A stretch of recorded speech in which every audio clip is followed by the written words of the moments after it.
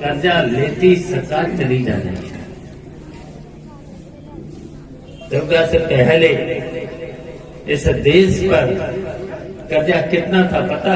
जब मनमोहन सिंह थे, दुर्गा से पहले तो वो ही थे, तब देश में कर्जा केवल था 56 लाख करोड़ रुपया लगभग, और आज 256 लगभग करोड़ रुपया देश पर कर्जा हो गया। कितना कर्जा बढ़ा है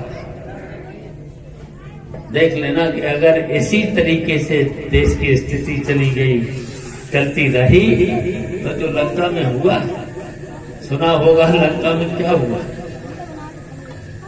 इतनी गरीबी देश में आ गई, बगावत हो गई। बगावत पर देश की जनता बगावत पे आ गई थी। पढ़ा होगा, टीवी पर देखा होगा, वो ये हालात देख लेना। इस तरीके से अगर देश चलता रहा, पूंजीपतियों के हवाले अगर सरकारें करती चली गई, भारतीय जनता पार्टी की सरकारें फिजूल में खर्च, जो खर्च करना चाहिए था गरीबी मिटाने के लिए, गरीबी के साथ साथ महंगाई रोकना चाहिए था, लोगों को रोजगार देना चाहिए था, नौकरी देना चाहिए था, वो न देकर इस तरीके के काम कर रही है।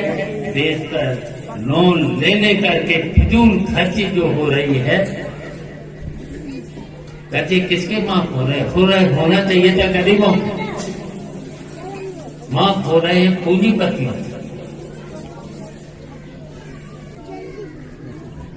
तो ये हो रहा है सरकार में वादे तो रोज, और सवेरे अगर टीवी खोलो तो पहले तो खबरें सुनते थे लोग, लेकिन आजकल तो मोदी और योगी के अलावा कुछ दिखाई नहीं देता, और मंदिर के अलावा कुछ नहीं दिखाई देता। लगता है कि भगवान राम केवल भारतीय जनता पार्टी के लिए है। भगवान तो सबके हैं। अच्छा बताओ, यहाँ भगवान को तो सभी मानते हैं, कोई आदमी ऐसा है जो भगवान को न मानता हो? बताओ, ये संत लोग तो बहुत ही मानते हैं, हमारी माताएं बहनें कितने ही मानते हैं। और हमें तो लगता है जो जितने यहाँ बैठे हैं उपेक्षित लोग, गरीब लोग, पिछड़े लोग, दलित लोग, यही तो ज्यादा मानते हैं भगवान। और जितने पैसे वाले हैं, धनवान हैं, एक बार भी नाम भगवान का नहीं लेते होंगे। लेकिन वोट के लिए भारतीय जनता पार्टी सवेरे से शाम तक केवल प्रचार और सब खर्चा,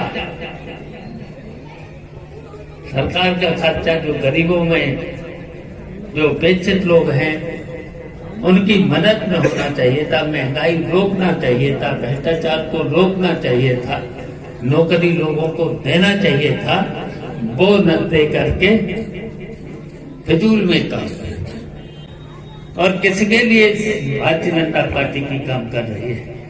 केवल बड़े बड़े पूंजी